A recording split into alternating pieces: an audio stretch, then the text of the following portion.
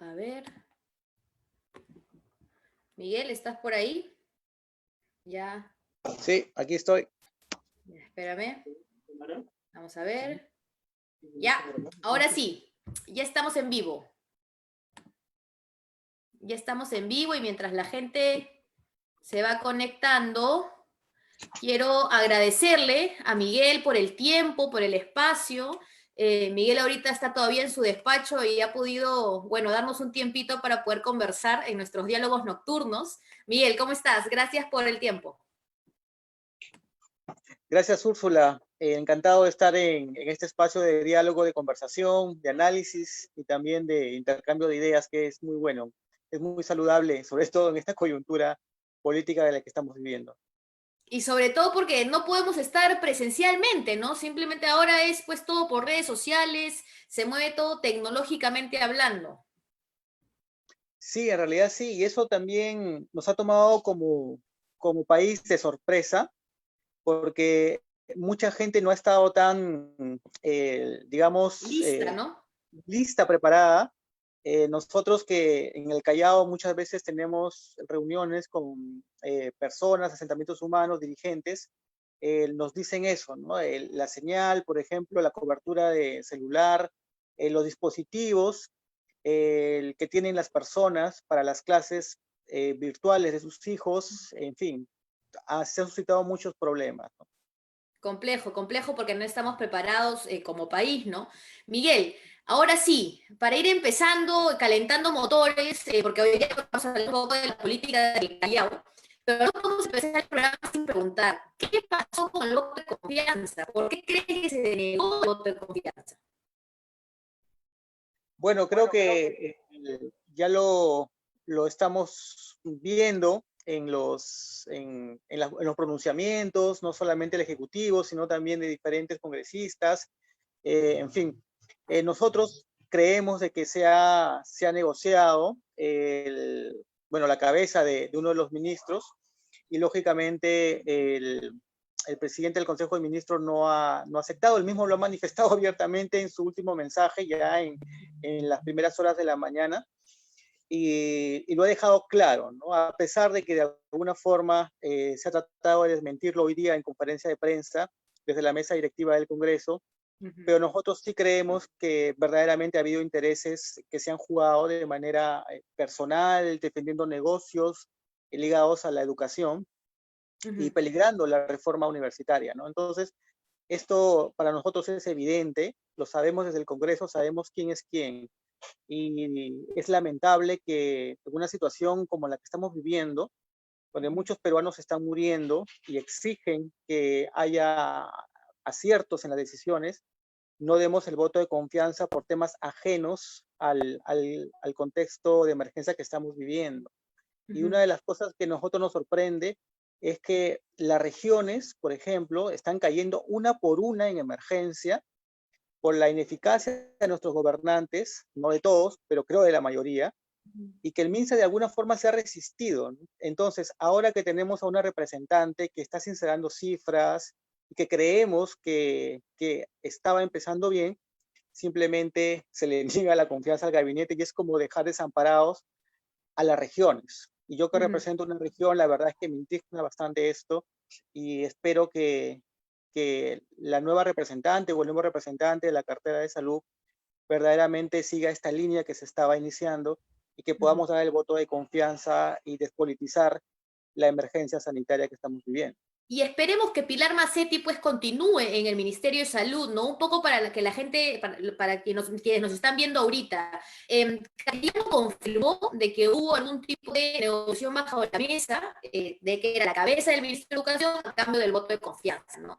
El presidente Vizcarra salió pronunciando a decir prácticamente lo mismo y decir también de que se estaba defendiendo la reforma universitaria. Sin embargo, hoy el presidente del Congreso, Merino, lo que ha dicho es que no ha habido chantaje, ni mucho menos, ¿no? Entonces, claro, nuevamente se ve de alguna manera un enfrentamiento entre el Ejecutivo y el Congreso, que como tú bien dices, al final lo único que va a suceder es de que las regiones y todas las personas que están sufriendo hoy por pandemia, pues, se vean un poco relegadas, ¿no? Ahora, Alianza para el Progreso y Acción Popular demoran en sus votaciones. Y Miguel nos podrá contar un poco, ha sido cuánto, 23 horas de sesión del Pleno, ¿no? ¿Tú crees que Sí, deberían prohibirse las abstenciones para este tipo de decisiones? Porque vamos, era o sí o no, ¿no? Le voto de confianza. ¿Cómo te vas a abstener, pues, en esta situación? yo creo que más que prohibirlas, creo que es una cuestión de conciencia, donde en medio de una emergencia sanitaria o cualquier tipo de emergencia nacional, no podemos estar tibios en una posición, o sí o no.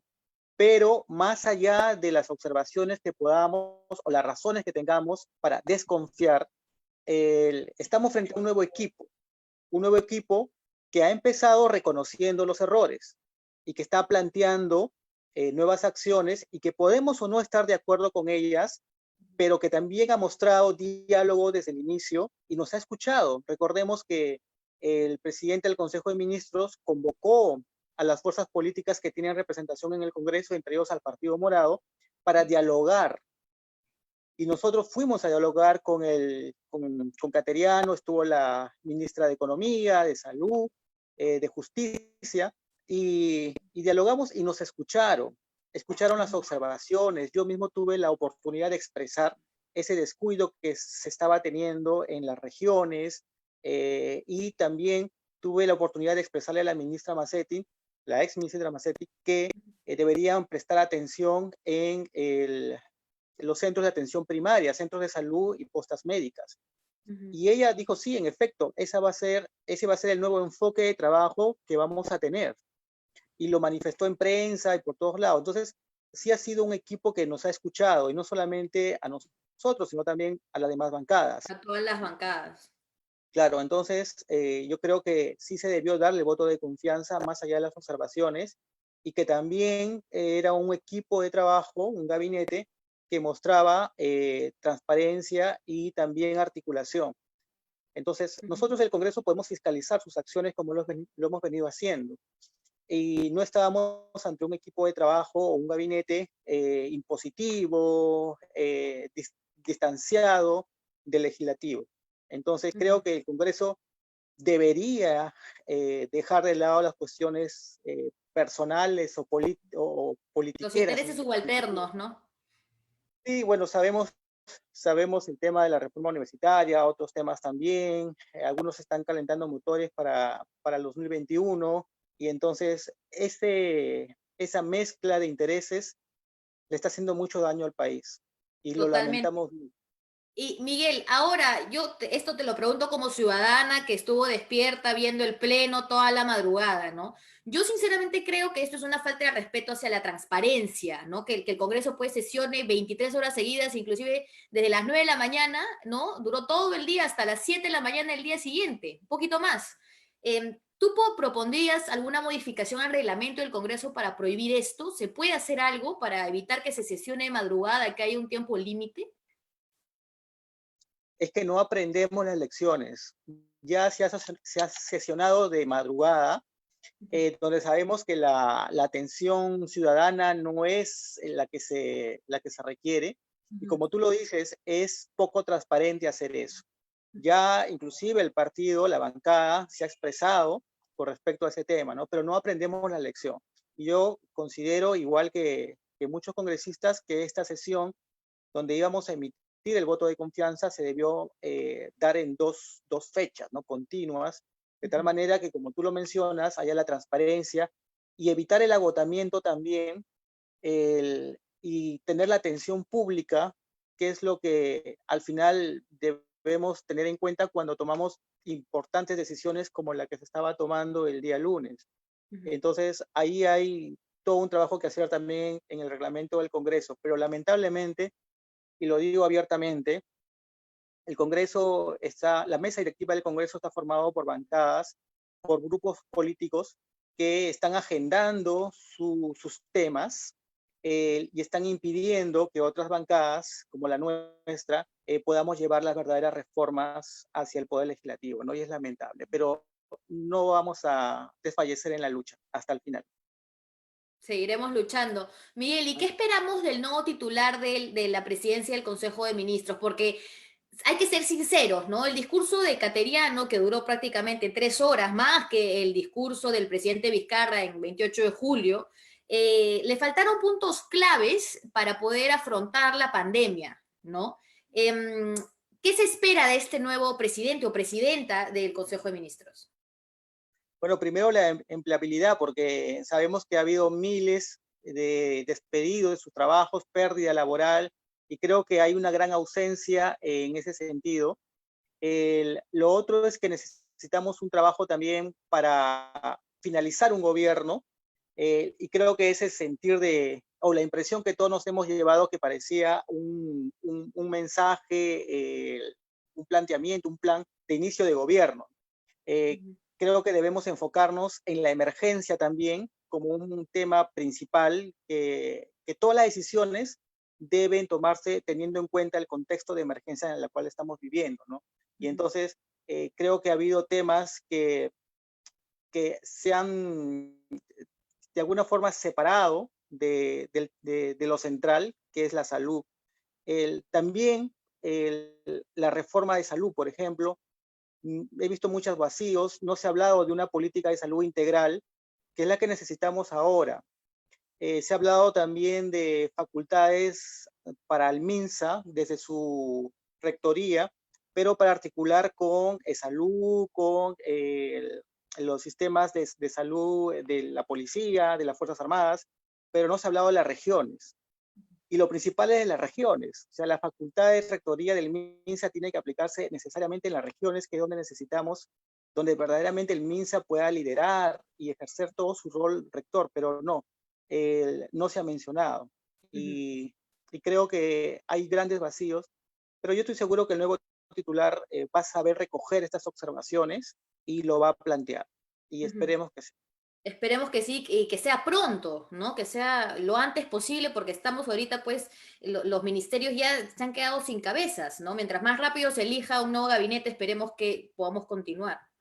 Sí, porque otros aspectos que también hemos escuchado el mensaje, y qué bueno, que se eleve el presupuesto para salud de 1.500 millones, pero no se ha detallado hacia dónde va a ir distribuido necesariamente. Se ha hablado de tener más camas UCI con una proyección de miles de camas hospitalarias, etcétera, pero no se ha dicho hacia qué regiones se va a enfocar, dónde van a estar exactamente, cuál es el diagnóstico que se hace para priorizar las acciones en nuestro país, ¿no? En qué regiones exactamente.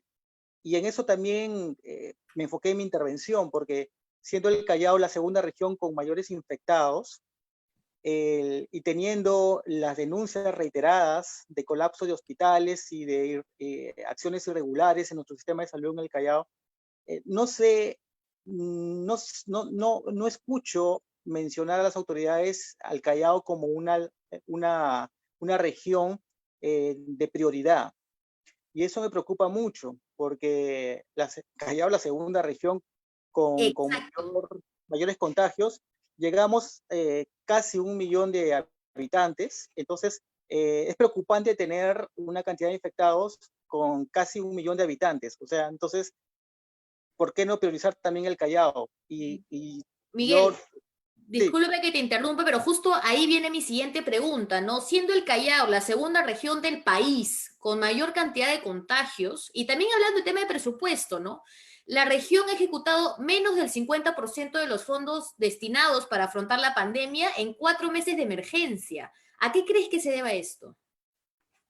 es algo que venimos arrastrando desde ya hace varios años, y en los últimos meses hemos hecho la observación. Las autoridades que tenemos en este momento dirigiendo la región y los municipios no son las más idóneas. Uno, tienen poca capacidad de respuesta ante una emergencia. No tienen la respuesta rápida y certera de lo que necesita el Callao. Y tres, tienen poca capacidad de gasto público. No saben qué hacer con el dinero. Entonces, Y están ahora en plena rodeados. pandemia, imagínate, ¿no? Creo que lo que más falta es dinero y no pueden distribuirlo. Eso en realidad es un asesinato. Es un asesinato porque teniendo tantas necesidades, tantas personas que reclaman oxígeno, atención, mascarillas, etcétera, y tener dinero y no ejecutarlo por barreras, según ellos, burocráticas o según ellos, porque sí están ejecutando, pero tienen algunos impedimentos. Entonces, no entendemos, entonces, cómo es que, por un lado, se dice que las regiones son autónomas y que se rigen por la ley de descentralización y que pueden ejecutar sus gastos, etcétera. Y por otro lado dicen, no, es que el comando COVID, no, es que el MINSA, no es que las estrategias de parte del gobierno central. Entonces, no hay coherencia entre la justificación que se menciona. Aparte, Úrsula, hay un engaño de parte de algunas autoridades de nuestra región, ¿no?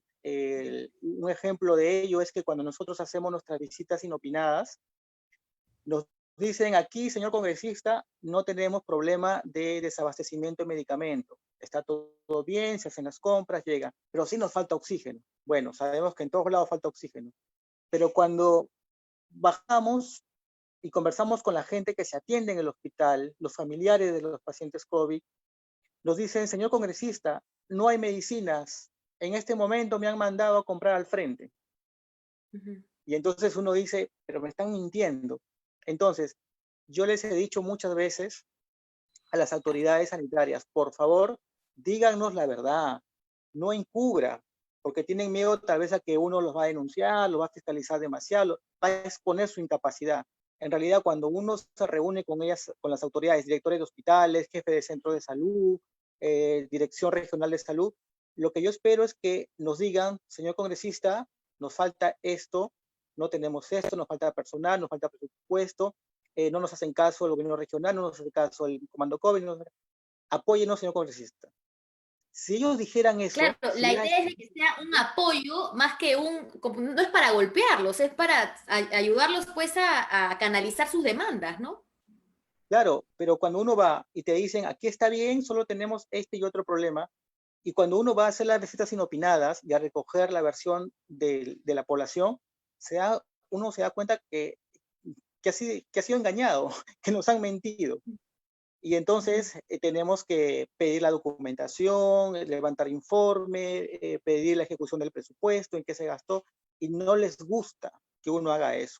Muchas veces no contestan a los oficios que uno les emite, pero yo creo que va a haber una reunión en 2 días donde vamos a estar todas las autoridades del Callao, alcaldes, gobierno regional, congresistas, y no pierdo el optimismo de que más allá de las irregularidades que hemos detectado, podamos empezar a ejecutar acciones verdaderamente acertadas.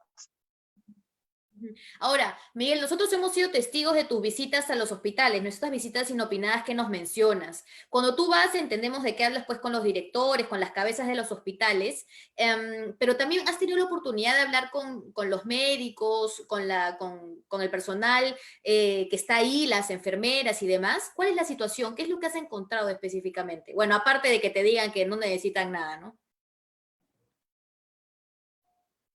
Estás en silencio. Ahora sí, nosotros hacemos una fiscalización responsable. Es la línea de la bancada, es la línea de nuestro partido y nosotros hemos querido hacerlo de esa forma. Por eso cuando vamos a un centro de salud o a un hospital, no solamente hablamos con el director o la plana de dirección del hospital, ¿no? Hablamos con el cuerpo médico, con la dirección, con el cuerpo médico, con trabajadores del hospital o del centro de salud y con la gente que se atiende. A esos niveles de diálogo vamos y conversamos. Y de acuerdo a eso expresamos nuestra posición y pedimos la rendición de cuentas. Entonces, no es una fiscalización errada o con O en mala posiciones onda, como se cree, ¿no? No es una parcializadas. fiscalización en mala onda, Claro, ¿no? muy mala onda. Entonces, nosotros hacemos eso. Lógicamente, las visitas no son coordinadas. Las visitas las hacemos conforme a nuestras funciones como congresistas lo permiten. Claro. Visitas inopinadas. Si nosotros avisamos, señor director, vamos a ir tal día a visitar el hospital, vamos a encontrar todo bien. Entonces, lo que nosotros hacemos es, y lo primero que yo hago es que venga el director o la persona que pueda tomar decisiones, que pueda recibirnos. Nos atienden y nosotros vamos y avisamos que vamos a hacer un recorrido en ese momento. Nosotros nunca hemos caído a un centro de salud o a un hospital de manera sorpresiva en ausencia de un director o de un jefe de un centro de salud o de una posta médica. Jamás. Y lo que hacemos es que uno de ellos nos acompañe también en el recorrido, aparte de los especialistas y los técnicos que también me acompañan para hacer el recorrido. Entonces, eso hemos hecho en el Carrión, por ejemplo, ¿no? Hemos llevado, hemos invitado a un médico que conoce el Carrión y que nos puede llevar a muchas salas y ambientes del hospital, pero lo primero que hacemos es pedir al director que nos atienda y que nos reciba. Luego de eso, procedemos a hacer el recorrido. Pero, ojo, yo siempre he pedido ingresar a áreas donde he recibido la mayor cantidad de denuncias, con los cuidados respectivos, etcétera, para hablar con la gente. Si nosotros no hacemos eso, entonces no estamos escuchando a la población. Si solamente voy a un hospital y me llevan por el pasadizo o el pabellón donde todo está bonito, entonces no estaríamos haciendo una verdadera labor de fiscalización o de representación. Entonces lo que siempre yo pido es, vamos a tal área, quiero conversar con la gente, quiero hacer un registro también, porque si yo voy y no hago un registro fotográfico o una filmación, al final va a ser mi palabra contra la palabra de todas las autoridades de ese nosocom. Entonces, lo correcto es también levantar un informe y hacer un registro, porque si no sería una visita muy subjetiva, digamos, se prestaría para la subjetividad. Y lo que queremos es hacer una fiscalización responsable, objetiva, y también que no se quede allí, sino que la fiscalización aterrice en acciones de cambio y mejora. Por eso que en una ocasión convocamos a la Contraloría para que nos acompañara también en esta visita inopinada, y nos acompañó. Entonces, eso es lo que hacemos, ¿no? Hay todavía muchos centros de salud por visitar. Hemos visitado, si no me equivoco, 6, pero todavía faltan bastantes y lo vamos a hacer en toda esta gestión para tener también un diagnóstico de cómo está nuestro sistema de salud en el Callao, ya que pertenezco a la Comisión de Salud y también hay un equipo de trabajo dentro de la comisión que se está encargando de fiscalizar. Miguel, creo que te perdimos. Sí. Espera. Ahora sí, ya volviste. Sí, entonces para terminar la idea, me apasiona hablar de esto. La idea es tener una fiscalización responsable, pero que también las acciones de fiscalización aterricen en mejoras, en correcciones de parte de nuestras autoridades, ¿no? Y en esa vía estamos trabajando. Y vamos a completar nuestra gestión recorriendo todos los centros de salud. Y eso me parece excelente porque una de las chambas de un congresista justamente es, bueno, representar, ¿no? Legislar, pero también está la fiscalización, siempre y cuando sea responsable. Miguel, un diario nacional mencionó que el director del Hospital Carrión había solicitado que se te abra una investigación en la Comisión de Ética del Congreso. ¿A qué se debe? ¿Qué pasó? Sí, no he sido notificado todavía, Úrsula. No me ha llegado ninguna notificación. Yo me he enterado por la publicación del diario que mencionas, al igual que todos, pero estoy tratando de averiguar exactamente cuál es esa gran falta ética que se ha cometido.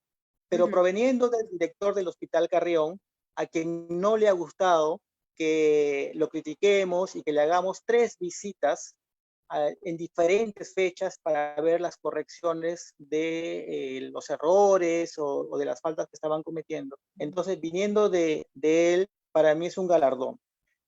Para mí es algo que puedo mencionarlo abiertamente, ¿no? Si al final el director del hospital más cuestionado de la región Callao, si tú preguntas a cualquier chalaco qué opinión merece la atención o el servicio del Hospital Carrión, no vas a encontrar ni un chalaco que te diga, todo está bien en el Carrión. O sí, las cosas se hacen muy bien. Las opiniones son terribles, Úrsula, con respecto al Hospital Carrión. Y no desde ahora, desde antes. Y en eso quiero ser justo también, ¿no? El director no tiene tanto tiempo como para decir es el responsable de todo.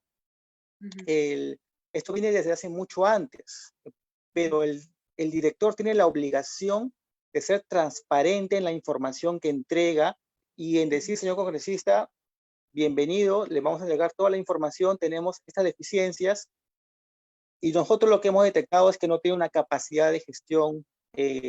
¿Por qué? Porque en realidad, pues, entre el gobierno regional, las direcciones de hospitales y las direcciones regionales de salud del Callao son, por así decirlo, amigos, ujú, y que definitivamente no van a aceptar los errores que nosotros encontramos. Digo errores por decirlo menos.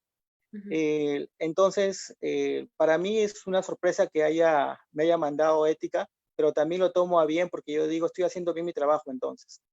Porque si no le ha Esperemos que gustado, sí. Y si es que todavía no te han notificado es porque muy probablemente le haya dicho al diario porque, bueno, pues para amedrentarlo, uno nunca sabe.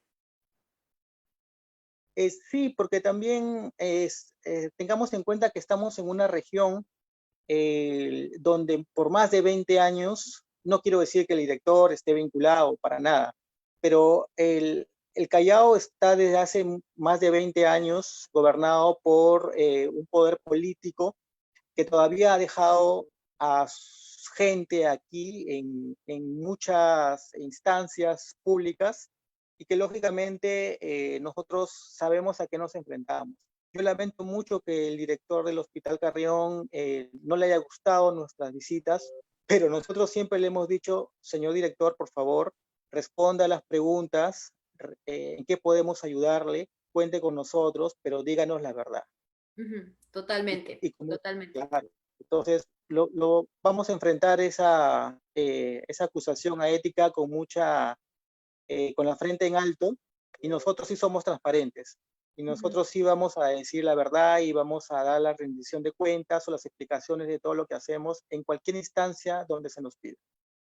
Miguel, ahora pasando a otro tema, la ley de cáncer infantil se aprobó prácticamente por unanimidad en el Pleno, ¿no? Y esta, dentro del Pleno de aquel viernes, esta fue una de las buenas noticias que salió, ¿no? Y bueno, tú fuiste uno de los impulsores de esta ley. ¿En qué consiste y qué se necesita para poder implementarla? Bueno, la ley de cáncer infantil ha sido iniciativa de muchos congresistas. Nosotros decidimos al final sumarnos a lo que ya se estaba trabajando inicialmente, porque hemos recibido desde un principio, desde hace ya bastante tiempo, demandas en el sector salud con respecto a la atención a los niños que padecen de cáncer. Hemos atendido aquí en el despacho inclusive a un familiar, hemos tenido reuniones del equipo con familiares, etcétera, y con especialistas, y urgía un cambio en muchas, digamos, en muchas formas de enfocar el cáncer infantil, y decidimos sumarnos a la lucha para impulsar este cáncer, sin color político, sin posiciones políticas, sin decir, ya, a mi proyecto el primero, el tuyo no, el mío sí, el tuyo. Entonces, la población y los niños con cáncer no merecen esa antesala. Entonces nosotros nos decidimos sumarnos, planteamos modificatorias, textos sustitutorios, inclusive en el debate del Pleno, en la Comisión también de Salud lo presentamos. ¿Por qué? Porque los niños están siendo desatendidos, se les ha cortado su tratamiento, Ujú, y más con el tema de la pandemia. Entonces no hay un enfoque infantil en el trato hacia el cáncer de niños. Es un lineamiento general, la forma como se aborda el cáncer. El niño es diferente al adulto, entonces necesita un enfoque específico. Y por eso es que nosotros apoyamos la iniciativa del cáncer infantil, ¿no? En subsidios, en detección de la enfermedad, etcétera, ¿no? ujú. Claro, porque las cifras son espeluznantes, ¿no? Tiene 50% de mortalidad ¿no? Tiene, me parece, más del 60% de detección tardía del cáncer infantil, y esto hace pues de que los niños, las niñas no sobrevivan a esta terrible enfermedad. Ya se aprobó la ley, ¿qué es lo que falta para implementarla? Y muchos padres no pueden responder oportunamente ante las necesidades de un tratamiento. Entonces, esta ley también habla de subsidios, etcétera, ¿no? Y facilidades laborales, etcétera. Entonces, la ley ya se aprobó, ahora tiene que implementarse, pero nuestro temor, y por eso hemos dicho ya en algún medio, nuestro rol dentro de la lucha para la ley del cáncer infantil no ha terminado, continúa, porque ahora hacemos vigilancia para la implementación. Esperamos que el INEM, el MINSA, puedan aterrizar verdaderamente la ley, y en el corto plazo los familiares, los pacientes, los niños puedan tener los beneficios de la ley. Nosotros vamos a hacer vigilancia, vamos a tener constantes comunicaciones con MINSA, con el INEM, con los hospitales donde se atiende el cáncer infantil, y recoger todo lo que viene sucediendo, ¿no? Hasta la fecha nos siguen llegando, a raíz de las publicaciones que hemos hecho, denuncias con respecto a interrupción de tratamiento, y hay cosas específicas inclusive que no contempla la ley, por ejemplo, cuando una madre está cuidando a su niño y tiene que hacer ese intercambio con el padre en horarios. Entonces, el pase lo tiene la madre, pero para que el padre pueda ingresar y hacer el intercambio, también necesita un pase, le piden un pase. Y muchas veces el familiar en la puerta le dice, pero el pase lo tiene mi esposa que está adentro. No, no, no, si usted no entra, si no tiene pase. Entonces, hasta ese nivel de cosas, nosotros hemos hecho llegar en nuestras visitas, y se tiene que hacer un cambio urgente, ¿no? Hay, por ejemplo, tratamientos que requieren la hospitalización del niño. Y eso es lo que ha pasado ahora dentro de la pandemia. Se le dice a las familias, su niño para este tratamiento necesita hospitalizarse. Ya acá está mi niño. No, no hay camas. Entonces, ¿cómo le piden hospitalización al niño, a la familia, para que hospitalice si no hay camas? Ya, señorita, entonces, ¿cuándo va a haber camas? No, no hay camas, todo es COVID, ahorita no tenemos, entonces se interrumpe el tratamiento. Uh-huh. Uh-huh. Y eso es mortal, Úrsula. Eso no puede seguir pasando. Por eso Ahorita nosotros se vamos a encuentra, seguir diciendo vigilancia. Miguel, el campo, bueno, está en cancha del MINSA la implementación, ¿cierto? Claro, claro. Entonces, Sí, y además, a todas las personas que nos están viendo también esto no ha terminado, hay que mantenernos alertas, porque de nada sirve aprobar una ley si es que al final no se va a implementar, ¿no? claro, y además que hay otros retos, hay otros retos que tienen que ver con cáncer, también ligados al tema infantil. Si bien ya se aprobó la ley, mucha gente nos dice, pero ¿qué pasa con los adultos? ¿Qué pasa si en nuestras regiones no tenemos un centro oncológico, si no tenemos esa descentralización en la atención del cáncer? Entonces, ahí todavía hay todo un tema que atender en la línea del cáncer, ¿no? En la visita del INEM que hicimos, nos compartían algunas ideas y nos decían, bueno, la ley se puede aprobar, pero hace falta también un enfoque más integral, ya que ese niño después va a ser un joven, adulto. ¿Y qué va a pasar con él? Entonces, la idea es, y también que tenemos regiones donde no hay centros especializados.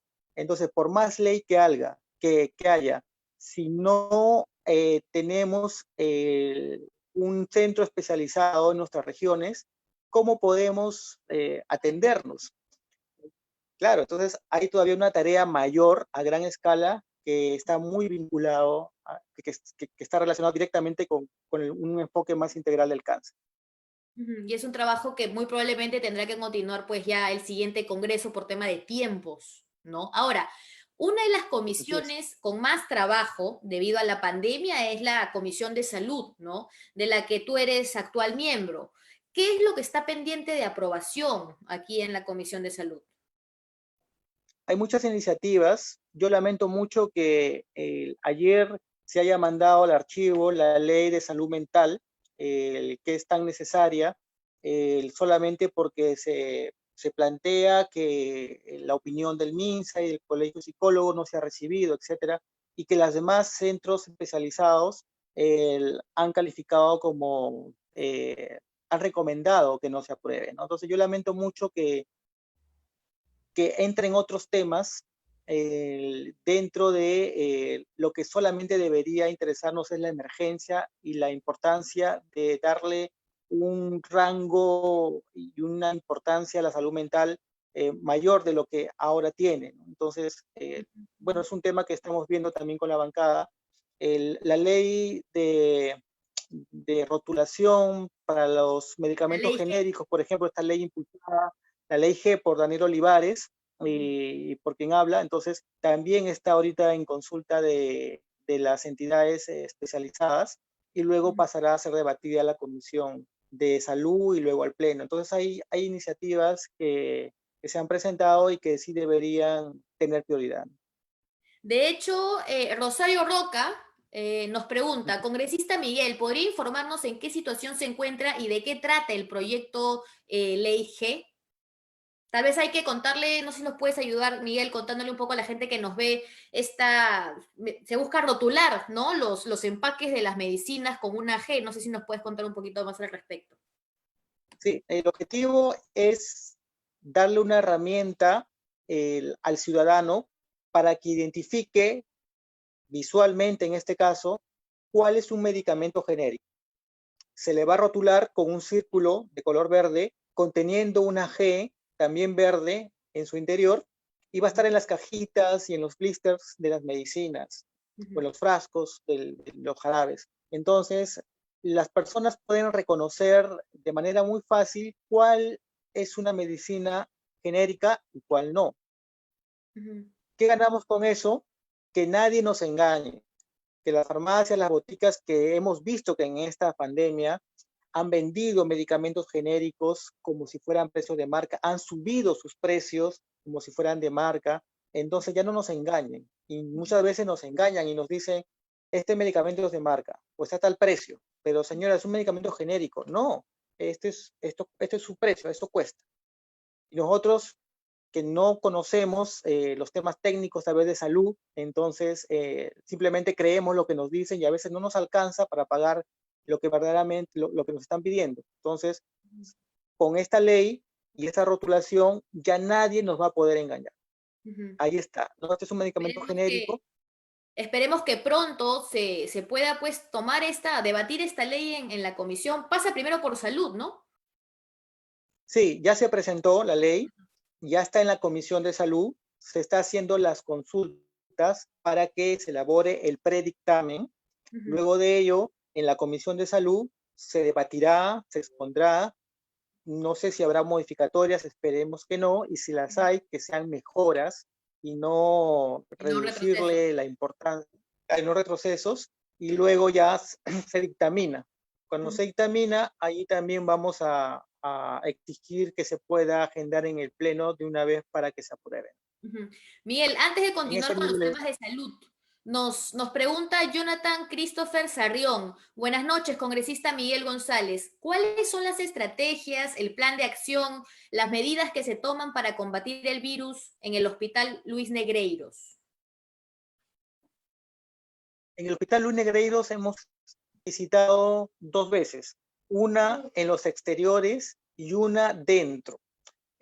La primera visita fue obedeciendo a una demanda ciudadana porque habían instalado en una de las calles que da a los vecinos. El Hospital Carrión está, en la puerta principal da con una avenida principal grande llamada Tomás Valle.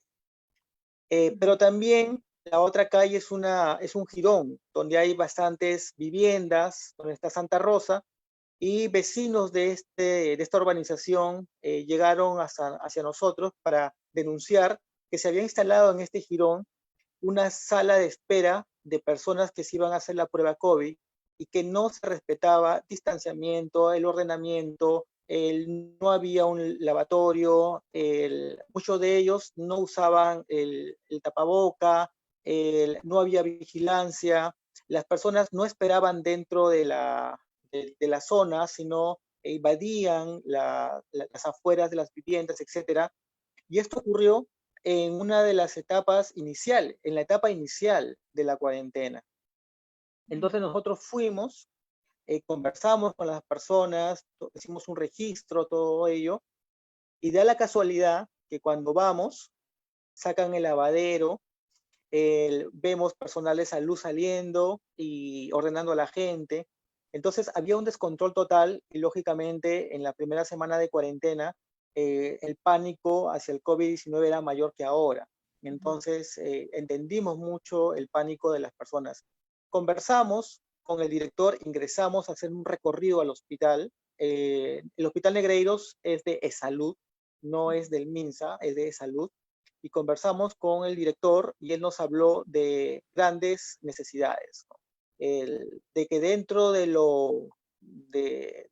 sus facultades él hacía todo lo posible, pero no habían pruebas, los EPPs llegaban tarde, el hospital no tenía lo suficiente infraestructura, digamos, en la parte periférica como para poder trasladar la sala de espera de las personas que se hacían la prueba COVID hacia otro lado y no causar esa molestia con los vecinos, y que eso ya estaba en manos de la dirección de salud, etcétera, ¿no? Y de apoyo constante del municipio y de la comisaría. Entonces, el, el Hospital Negreiros ha padecido las mismas necesidades que muchos hospitales, EPPs, personal médico, pruebas, el acceso, la aglomeración, en fin. Actualmente el Hospital Negreiros igual está colapsado, igual que todos los hospitales del Callao. Absolutamente. Entonces, si vamos a hacer un diagnóstico del hospital, sería no muy diferente a los demás hospitales. Lo que sí podemos rescatar del Hospital Negreiros es que ha habido un mayor sinceramiento de parte de la dirección con respecto a las problemáticas que enfrenta el hospital.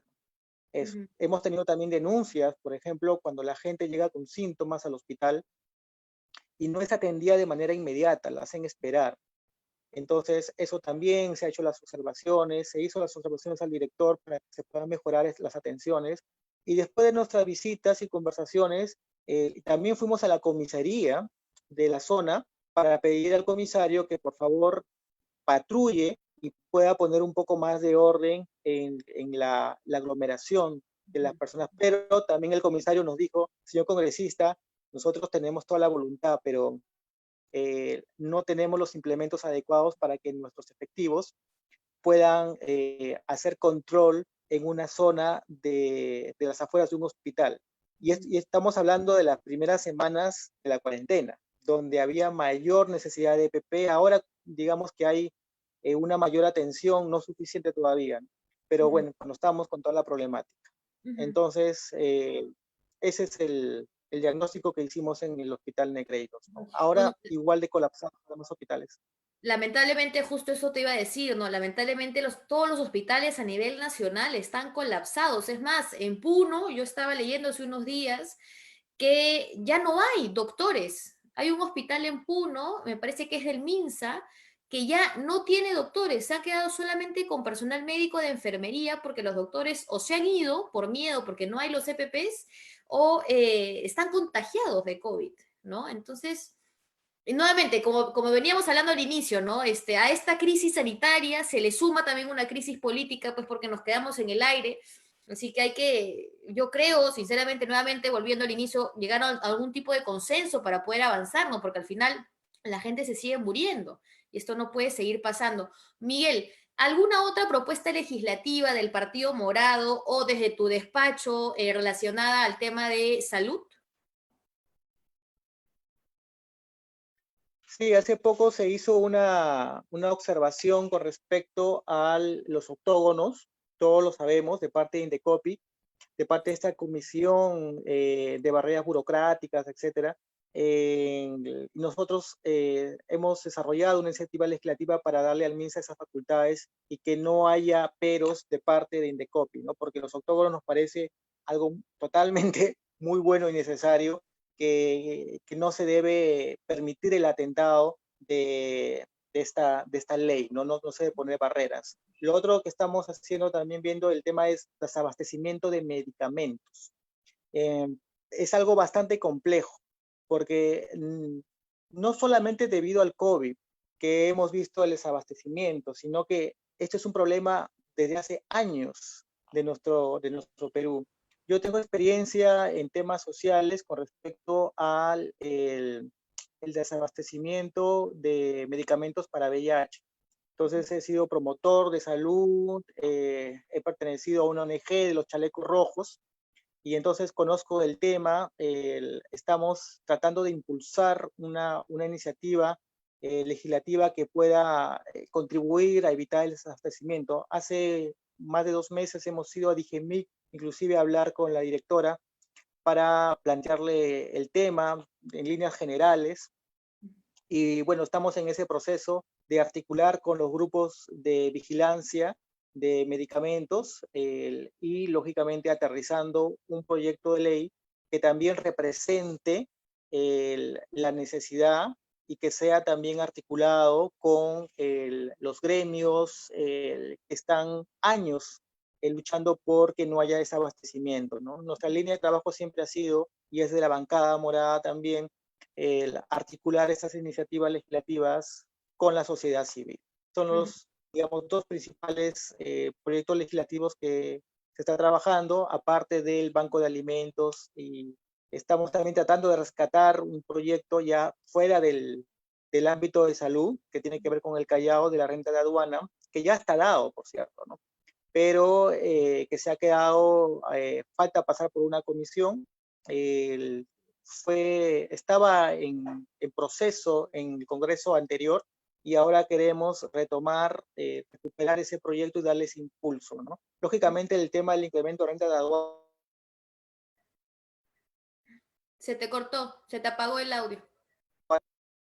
Sí, como me conecto con el celular, a veces entra la llamada y se apaga el audio. Pasa, no te preocupes. Nos Sí, estás contando entonces, este proyecto de ley de aduanas.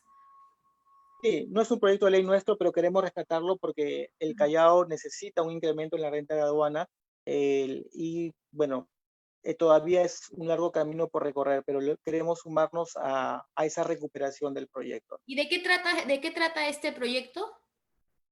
Es un incremento en la renta de aduana, ¿no? El Callao recibe por el canon aduanero un porcentaje que queremos elevarlo al 10%, el, para que la región tenga mayor eh, presupuesto, ¿no? Tenga mayores recursos y pueda, digamos, ser invertido en muchas cosas que hacen falta. No solamente implica al Callao, sino también a otras regiones. Lógicamente, nosotros cuando hemos conversado con las personas o colectivos que han visto este tema por años, hemos hecho una observación. No sirve de mucho elevar el ingreso por canon aduanero del Callao, si es que al final el dinero va a terminar en manos de autoridades que no tienen la capacidad de gasto. Que no utilicen Porque ese presupuesto, ¿no? así es, no sirve de nada. Entonces, la idea es que también hayan algunos nudos o algunas párrafos que puedan incluir algún tipo de fiscalización, transparencia, en fin, ¿no? Hay un tema pendiente de trabajar todavía. Miguel, ¿y qué temas crees que deberían de tocarse y no se están tocando? Muchos. Los tres principales. Yo creo que iniciativas anticorrupción todavía estamos bastante fríos. No vemos mucha voluntad política, ¿no? O sea, tenemos que luchar bastante en el Congreso como para que se apruebe alguna iniciativa legislativa o filtros con respecto a postulaciones de personas, etcétera. O sea, no tendríamos que demorar tanto en entendernos cuando se trata de políticas anticorrupción. Otro tema que se está pendiente, digamos, y que no se está dando prioridad es la seguridad ciudadana. En el Callao, ese tema ha resurgido porque se ha liberado la restricción social, bueno, no totalmente, pero ha resurgido los índices de delincuencia, asesinatos, sicariato, en fin, acá en el Callao. Entonces, es un tema que nosotros como bancada morada tenemos propuestas muy puntuales para ese tema, ¿no? Y que definitivamente vamos a llevar a la agenda parlamentaria, como la Comisión de Seguridad Ciudadana, que se ha planteado desde campaña del Partido Morado, ¿no? La ley de seguimiento y trazabilidad también, que lo hemos comentado muchas veces, que es una propuesta morada, que sí es una agenda que se tiene que trabajar todavía. Lamentablemente, el contexto sanitario eh, nos ha, eh, nos ha impulsado a tener otras prioridades en el Pero tema ha de salud. direccionado todo el trabajo del Congreso hacia un solo frente, ¿no? Sí, claro, claro. Y otro aspecto de leyes son leyes que puedan favorecer a disminuir las desigualdades, ¿no?, entre los ciudadanos. Creo que ese también es un tema que siento que no se le da la prioridad. Y bueno, imagínate que si para la paridad de alternancia ha habido toda una lucha, Uy. entonces Y eso, que ni en siquiera otros es el temas, minuto preferencial. exacto, entonces, ¿qué será para otros temas que también tienen que ver con igualdad y equidad, ¿no? O sea, son, bueno, tres de los temas que podría plantear como que no estamos atendiendo como legislativo. Ujú. Miguel, y hablando de la corrupción, ¿no? La lucha contra la corrupción siempre ha existido en el país. Sin embargo, la ciudadanía empezó la lucha más potente cuando se revelaron pues los audios de Walter Ríos, ¿no? Expresidente de la Corte Suprema, perdón, de la Corte Superior del Callao.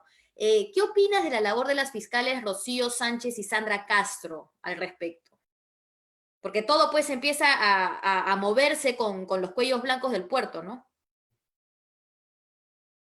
Sí, mira, aquí en el Callao, bueno, ahorita no estamos en el Callao, estamos en Girón Junín, eh, pero bueno, como la labor parlamentaria siempre la hacemos en el Callao, siempre digo en el Callao, el- lo primero, lo primero que se nos viene a la mente cuando hablamos de corrupción, y no solamente son nuestros gobiernos, el gobierno regional o provincial, local, sino la fiscalía, el poder judicial.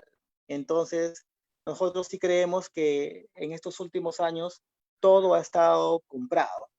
La mafia ha estado no solamente dentro de las autoridades locales, regionales, provinciales, sino también en las grandes empresas, en las concesiones del puerto, en el poder judicial, etcétera, ¿no? Entonces, el Callao ha tenido un desamparo total de parte de nuestras autoridades. Imagínate, ¿no? Más de 20 años sumergidos en esta situación.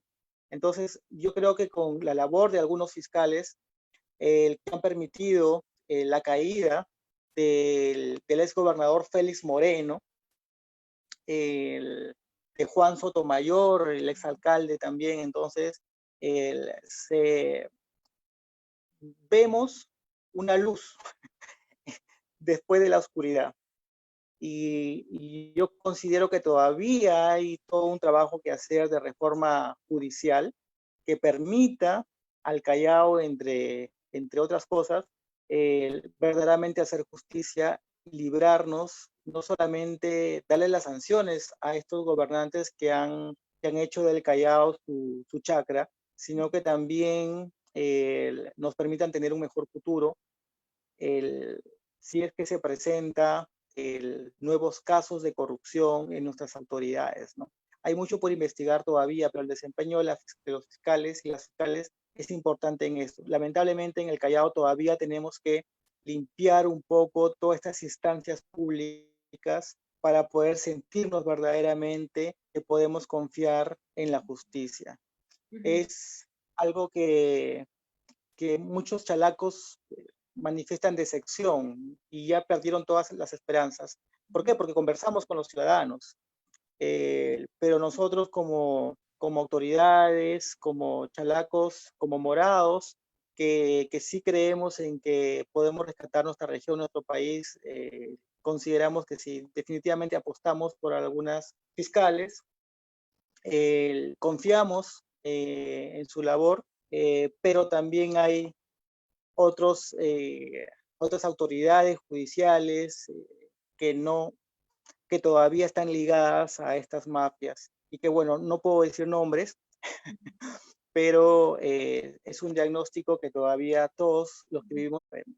¿Y qué Esperamos que la comisión que se ha qué le, aprobado en el Parlamento de investigación contribuya a eso. ¿qué le dirías, Miguel, a todos esos chalacos y chalacas que sienten decepción y que, bueno, muchas veces ya pierden la esperanza, ¿no? Que no perdamos las esperanzas. Eh, te lo digo porque eh, yo nací en el Callao, vivo en el Callao, me quedo en el Callao y yo he sido un ciudadano, soy un ciudadano, pero que antes de involucrarme en política sufrió esa decepción. Yo he crecido toda mi adolescencia y juventud el, viendo estos gobiernos en el Callao corruptos y que hoy las principales cabezas están en prisión.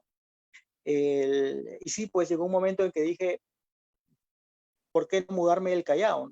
Y ya pues abandonar una región dominada por la corrupción, la droga, el sicariato, el asesinato, etcétera. Miguel. Sí, Miguel, te perdimos. Nos ya quedamos. regresé. Ahí está. Sí, continúa. Sí, te decía que yo he sido una persona que también en algún momento dijo, pues ¿para qué? ¿Para qué seguir en el Callao, no? Pero no, en realidad todos los chalacos pasamos por un momento de decepción, y, pero eso nos sirve como insumo para decir qué hago por el Callao. Y por eso me involucré en política, Ujú, sabiendo que vivo en una de las regiones tal vez más peligrosas del Perú, ujú, pero si me involucro en política es para contribuir a mejorar mi región, mi país, ¿no? Y en esa línea nosotros hemos encontrado muchos ciudadanos en el Callao que han sufrido decepción, que están decepcionados, pero cuando les hablamos y les decimos, involúcrense en política, empodérense como ciudadanos, basta de aceptar regalos a cambio de un voto, basta de no querer saber más de las autoridades, sino que al contrario, ustedes tienen que también fiscalizar las autoridades. Cuando nosotros recorremos el Callao, yo les digo a las personas que recibimos sus demandas, por favor, hazme seguimiento. Si en una semana, 2 semanas no ves respuesta, escríbeme, llámame y dice, señor congresista, ¿qué pasó con tal cosa que usted me dijo? ¿No? Yo no me voy a molestar porque me critiquen, porque demoré en algo o porque al final me dicen, señor congresista, no, no estoy contento con su gestión. Yo no me voy a molestar. ¿Por qué? Porque una autoridad, cuando asume un cargo, tiene que saber de que lo pueden criticar, que puede no tal vez atender algo como la ciudadanía espera, etcétera. O sea, tiene que someterse al juicio de la gente. ujú. Y la gente, yo les digo eso, ¿no? Por favor, no tengan miedo. Háblenme, escríbanme, díganme qué estamos haciendo mal, qué quieren que nosotros abordemos, trabajemos. Empodérense, por favor. Y así como lo hacen conmigo, háganlo con los demás congresistas del Callao y con también con los congresistas de la bancada, con las otras autoridades, regidores, consejeros regionales, alcaldes, etcétera. Atrévanse a hablar, díganlo, no tengan miedo, porque solamente el empoderamiento de la sociedad civil, de la ciudadanía, del colectivo, es lo que nos va a hacer rescatar al Callao. Ujú. Eso es la esperanza que les transmitimos. Qué importante, ¿no? Que saber de que en realidad las autoridades, como bien mencionas, están ahí para trabajar con y para la ciudadanía, ¿no? Que lamentablemente con nuestra clase política que viene de hace muchísimos años no lo ha demostrado. Y aquí viene ya mi última pregunta. Después de los últimos sucesos que hemos estado viendo, ¿no? Inclusive hoy día se ha lanzado, ¿no? Una nota de un periódico en el cual dice de que Acción Popular estaría evaluando la vacancia del presidente Vizcarra si es que no les gusta el nuevo presidente o presidenta del Consejo de Ministros, ¿no? Que es gravísimo, porque ahorita no hay ninguna causal dentro de la vacancia presidencial que pueda ser ejecutada de alguna manera, ¿no? Para que se pase por acá siquiera la vacancia. Necesitamos una renovación política. Y esto es clave, ¿no? ¿Qué le dirías tú a todas las juventudes para que decidan involucrarse en política?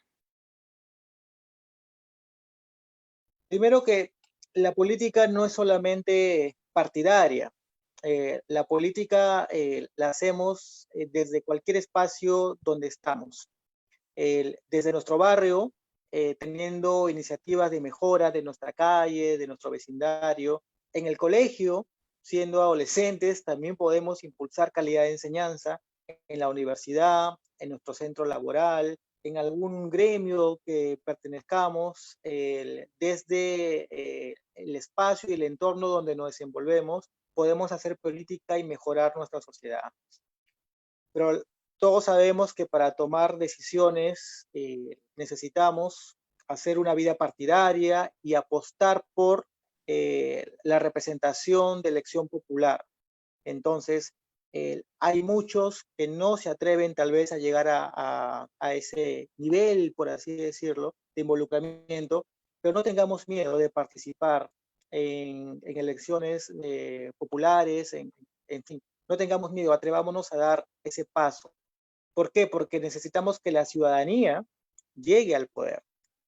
Necesitamos que sean los vecinos, los ciudadanos, que lleguen al poder y que puedan tomar decisiones conociendo su contexto, su entorno. En el Callao hay muchas autoridades que ni siquiera nacieron acá y no viven acá.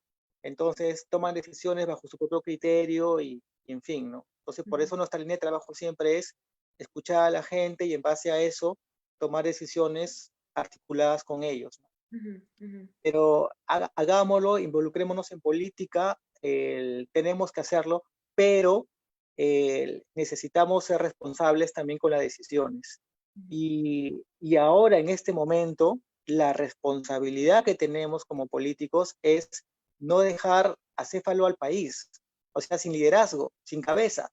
Necesitamos tener un gobierno, ayudar al gobierno a que corrija los errores, denunciar lógicamente las irregularidades, pero denunciando también estamos ayudando. Entonces, y no poner por delante los intereses electorales o particulares o empresariales de por medio, ¿no? Imagínate, dejarnos sin gabinete un solo día ya es un asesinato inclusive.